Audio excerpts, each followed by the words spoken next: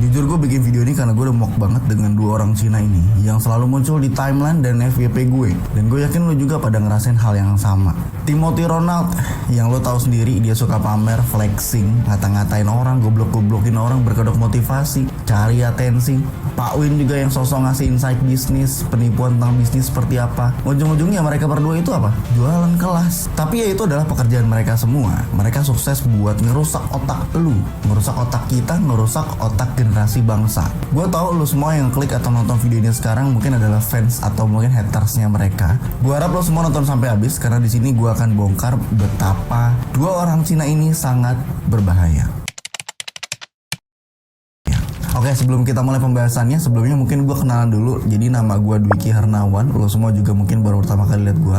Di sini gue mau klarifikasi dulu tentang judul ataupun thumbnail yang gue buat dan itu bikin lo semua ke-trigger, terutama dari kata kunci merusak itu sendiri. Jadi sebenarnya kata merusak ini adalah metafora aja. Ya seperti yang lo semua tahu lah, Indonesia ini kan sering disebut dengan SDM yang punya IQ jongkok 78. Kenapa ya? Karena banyak yang terjebak di zona nyaman, malas gerak, hidupnya kebanyakan ngeluh dan komplain aja.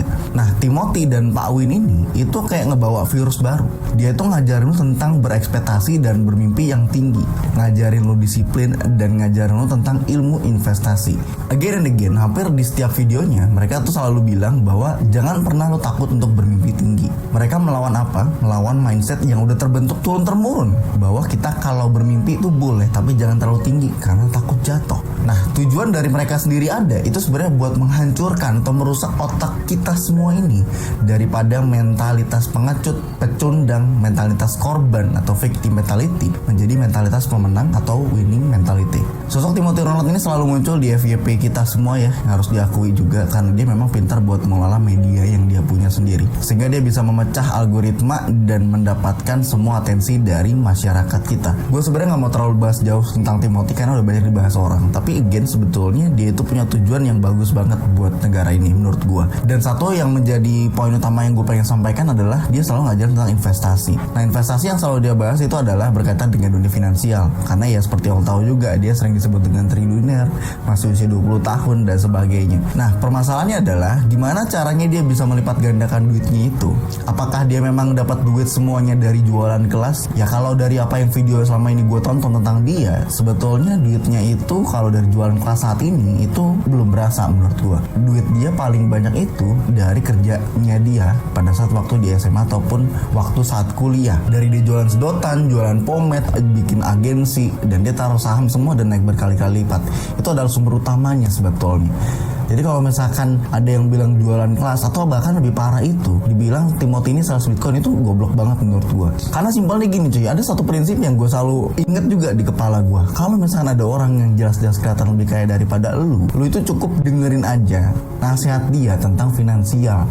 Kalaupun lu nggak setuju, ya udah lu cari pembandingnya yang menurut lu bener yang seperti apa.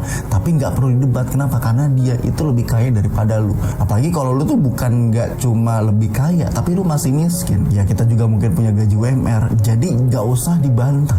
Cukup lu dengerin dan catat apakah yang diomong itu benar atau enggak. Nggak cuma Timothy ya, semua yang punya usaha, ya either mungkin bisnisnya juga kategori haram, ya tetap mereka punya strategi sendiri dan lo harus belajar dari situ. Dan satu hal yang selalu gue pegang, kalau investasi ini nggak cuma harus selalu tentang duit. Apalagi kita kebutuhan banyak, tabungan juga sedikit, ya jangan dipaksain buat investasi ke duit dulu.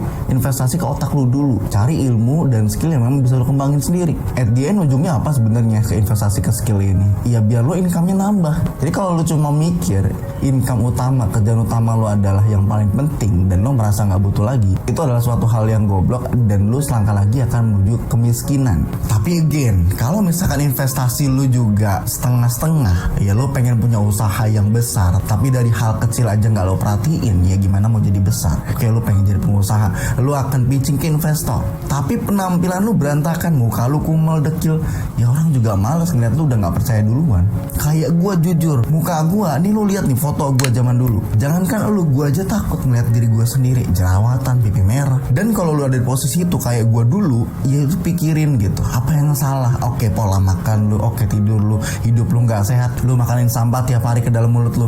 Ya gimana muka lu, badan lu nggak bau? Dan satu hal yang unik ketika gue pelajari gitu ya, satu hal tentang apa yang salah dari badan gue pada saat itu, ternyata yang dibutuhin kulit itu sebenarnya cuma protein ya, atau kolagen itu ya buat kulit. Dan lo nggak boleh konsumsi gula, sebenarnya sesimpel itu aja. Dan soalnya akhirnya setelah itu gue betul-betul stop skincare gue yang macam-macam itu. Kemudian gue beli ya kolagen yang terkenal juga di Indonesia, dan di luar juga gue coba konsumsi, dan memang works juga.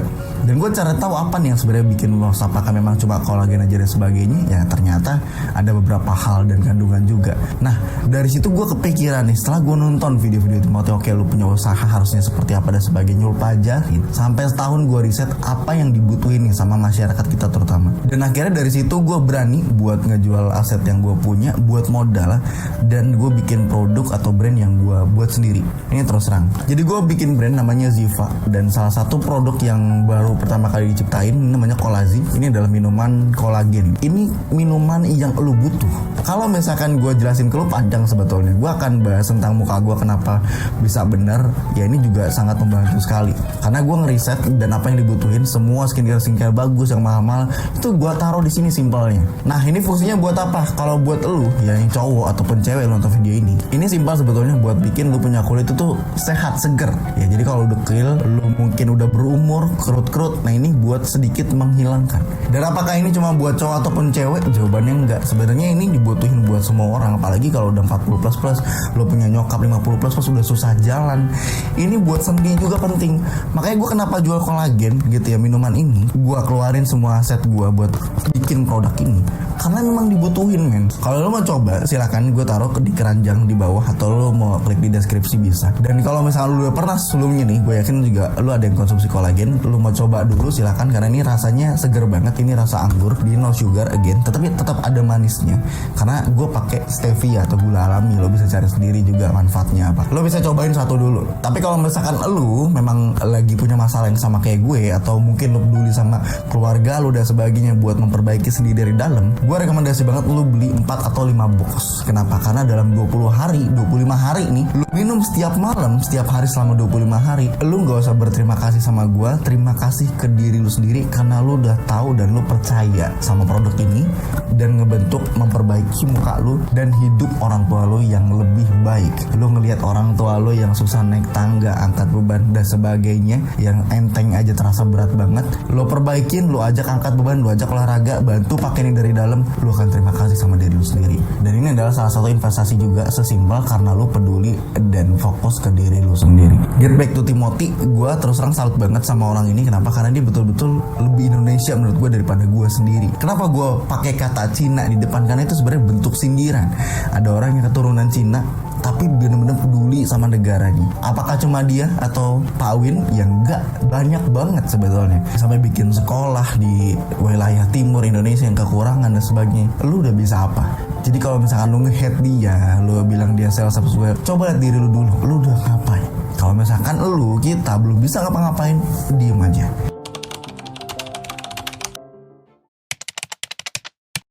Di sisi lain Timothy, ada lagi satu sosok yang gue sering banget tonton video, yang hampir selalu setiap video gue tonton, yaitu Pak Win, atau yang terkenal di TikTok itu Asah Pola Pikir. Jadi gue sebenarnya senang banget ngeliat orang ini. Kenapa? Karena Pak Win ini selalu ngajarin lo tentang pola pikir, mindset ya, hidup untuk jadi orang kaya tuh gimana, biar lo nggak miskin gimana, tentang stoikisme, tentang lo jadi pria itu harus kayak gimana juga. Jadi Timothy dan Pak Win ini sebenarnya dia hampir mirip. Bedanya adalah kayak lo punya dua sisi.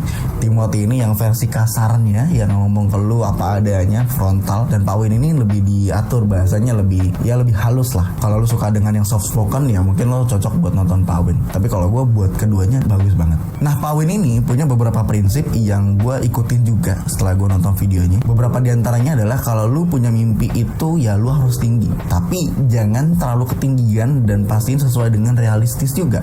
Misalnya lu punya revolusi nih 2026 ini, kita pengen capai 100 juta pertama nih gitu ya, aset ataupun cash yang lo pegang dalam 12 bulan. Oke, lu jangan mikir terlalu jauh sana, lu persempit lagi. Kalau 100 juta, let's say lu harus dapetin 10 juta dalam 1 bulan. Gimana caranya? Gaji lu cuma UMR, berarti lu harus cari 5 juta tambahan lagi. Kalaupun lu dapat side jobs dari skill yang udah lu bangun investasi tadi 10 juta, lu kan harus potong buat kebutuhan juga. Artinya nggak cukup di situ, lu harus tambah lagi. Jadi kalau misalkan lu punya penghasilan masih satu, apalagi kecil, kita nggak punya aset besar, ya lu fokus kerja, cari duit lebih banyak lagi, fokus kembangin kembali lagi skill otak lu dan ke badan lu sendiri. Kalau lu di posisi yang sekarang itu lagi bucin parah, lu nggak tahu harus ngapain lagi, hidup lu udah stuck, mungkin lu lagi depresi juga, lu pengen ke psikolog dan sebagainya, sebetulnya itu hal yang normal dan wajar kalau lu merasa seperti itu. Tapi again, gue juga pernah ada di posisi itu. Salah satunya penyebabnya adalah ketika muka gue hancur tadi.